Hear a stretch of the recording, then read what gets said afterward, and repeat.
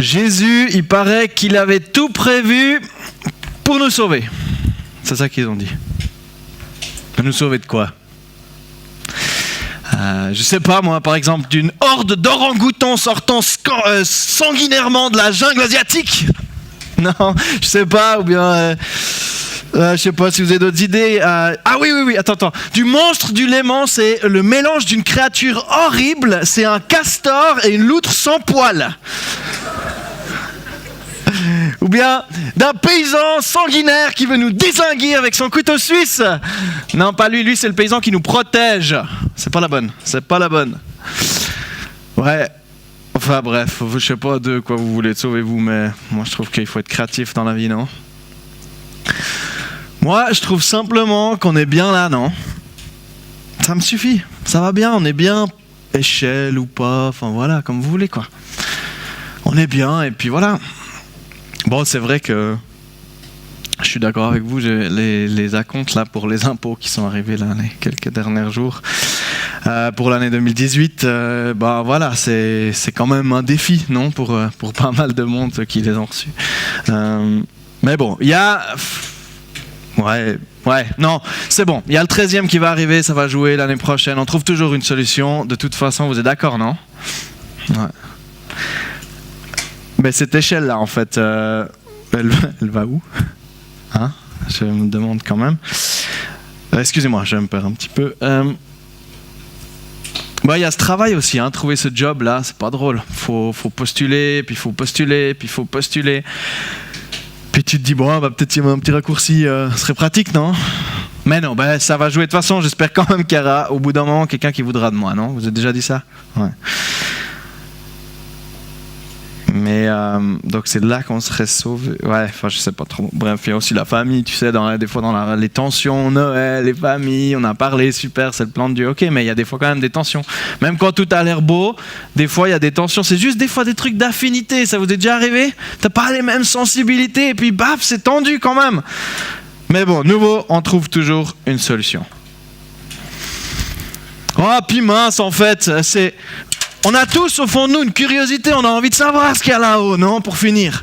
On a envie de se dire, il y a peut-être une solution pour mes problèmes, il y a peut-être quelque chose qui peut se passer, non ?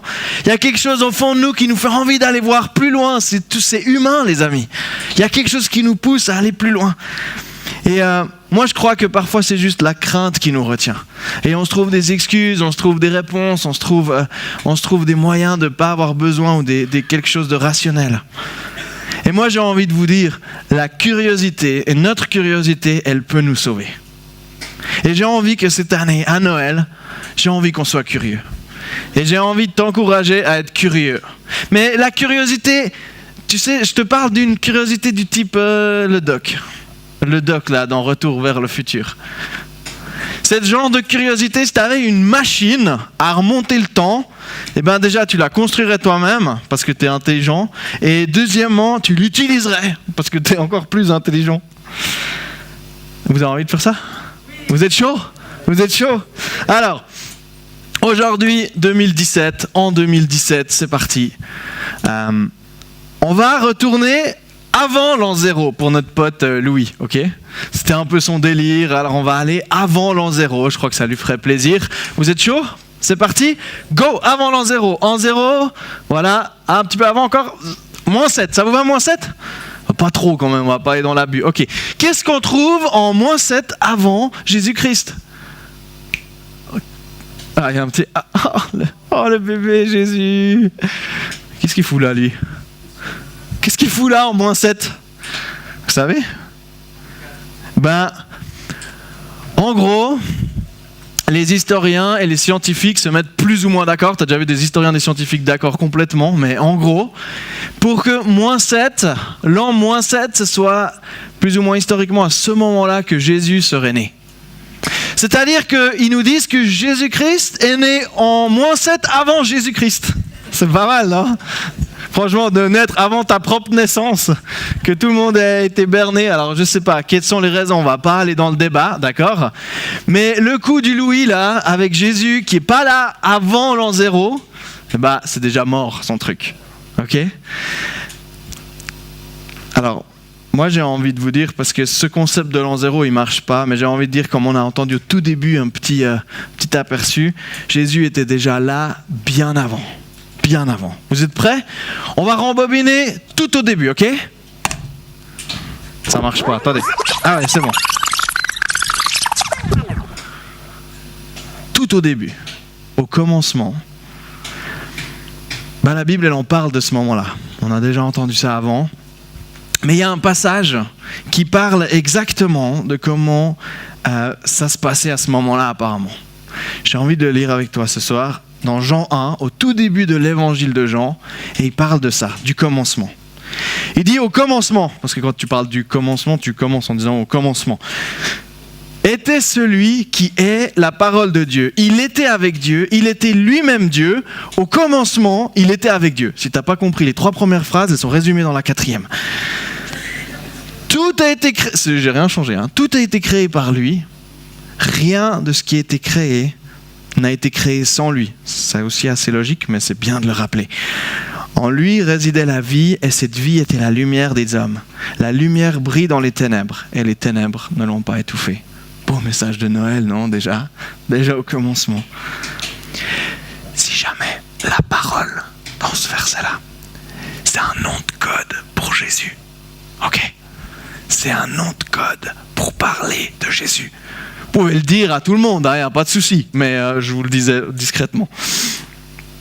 Parce que il représente quoi, Jésus, en fait, selon ce verset? C'est qu'il représente la partie visible de Dieu, ou plutôt la partie audible, on va dire, de Dieu.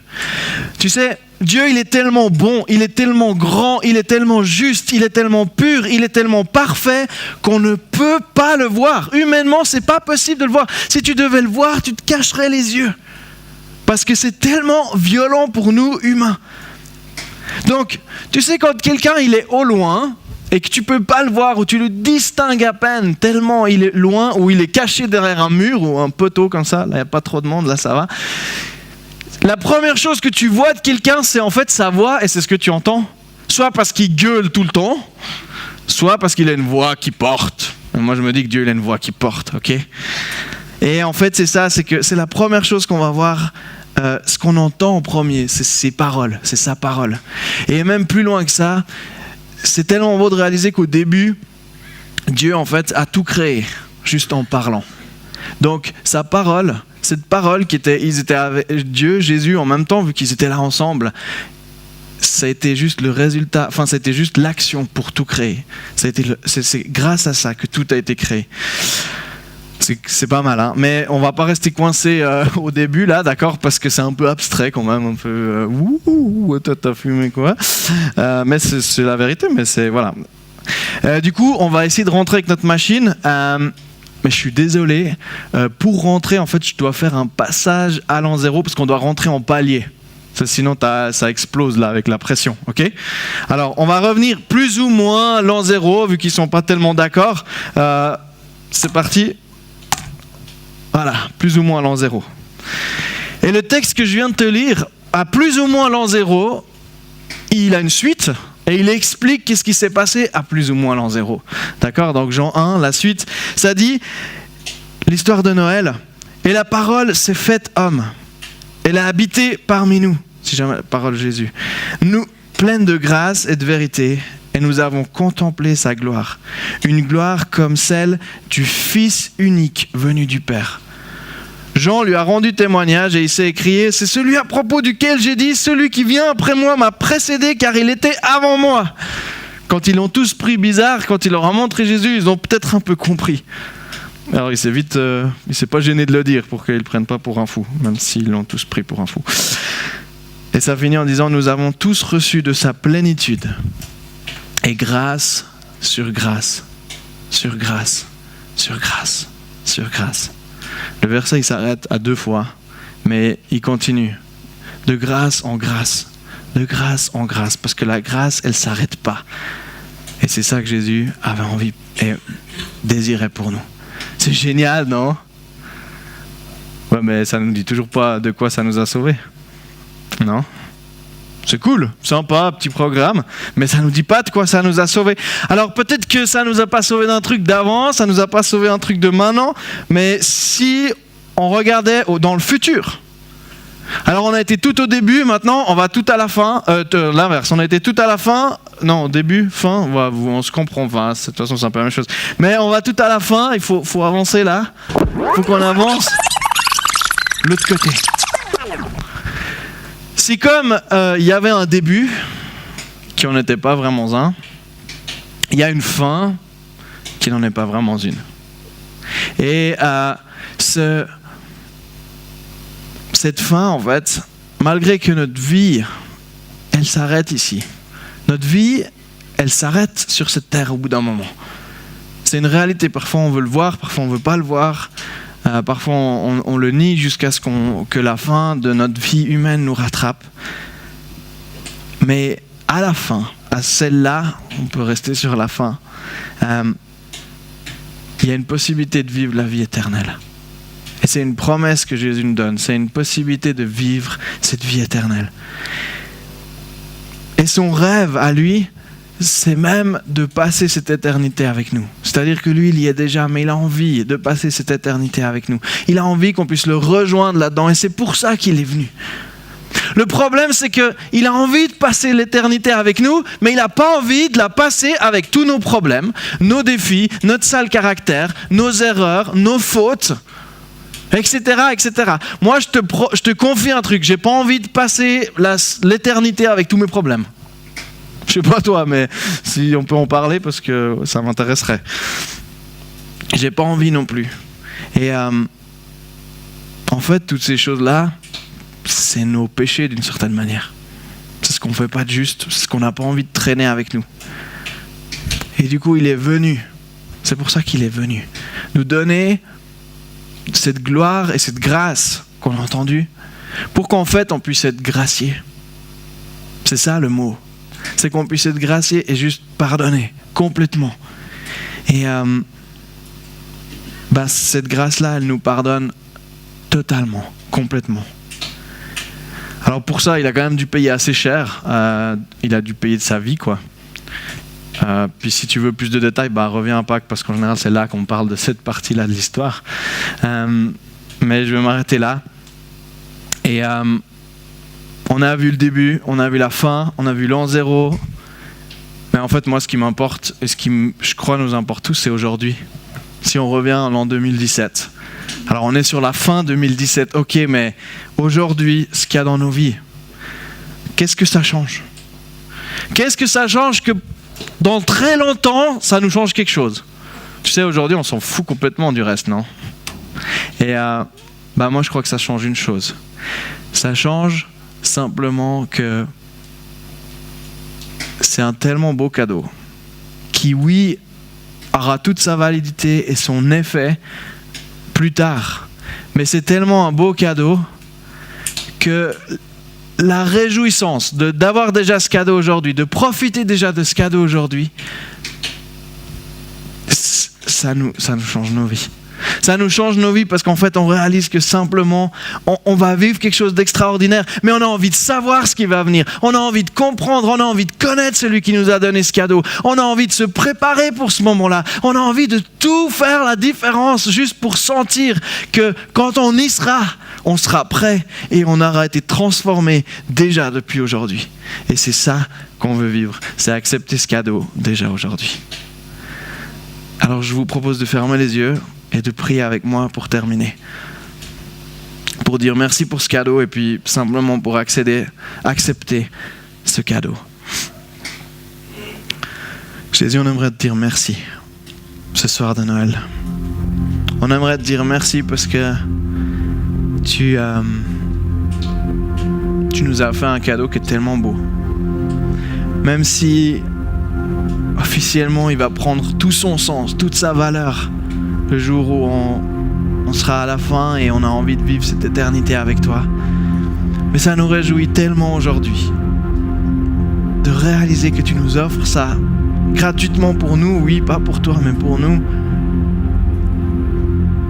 Qu'on a envie que ça change nos vies aujourd'hui, qu'on a envie que ça transforme notre Noël 2017, qu'on a envie que ça transforme notre année 2018. Et Jésus, moi je te remercie. Je te dis juste merci pour ce cadeau. Je te demande juste que déjà aujourd'hui je puisse voir des effets de ce cadeau dans ma vie. Alors Jésus, j'ai envie qu'on te prie ce soir, simplement pour dire merci pour ce cadeau. Et j'ai envie d'accepter ce cadeau. Peut-être c'est la première fois qu'on a envie, pour certains d'entre nous ici, de dire mais j'accepte ce cadeau. J'ai envie d'accepter ce cadeau, de dire merci à Jésus parce qu'il a payé le prix pour moi. Merci parce que je vais pouvoir vivre cette vie éternelle avec lui. Et peut-être que pour la première fois, tu peux faire cette prière avec moi de dire Jésus, merci pour ce cadeau. Je l'accepte. J'accepte que tu as tout pris pour moi, que tu as payé le prix pour moi et que tu me veux dans la vie éternelle. Et je veux vivre cette vie avec moi. Et en fait, je te donne ma vie parce qu'elle n'a plus tellement de valeur si un jour elle s'arrête. Je te donne ma vie pour que toi, tu en fasses quelque chose qui va durer pour toujours. Et je te remercie aussi, Jésus, parce que peut-être c'est la première fois pour certains, mais peut-être qu'on peut prier cette prière chaque matin en se levant et en se réjouissant qu'il y a un jour de moins à vivre avant de vivre cette vie pour toujours avec toi. Et je prie ça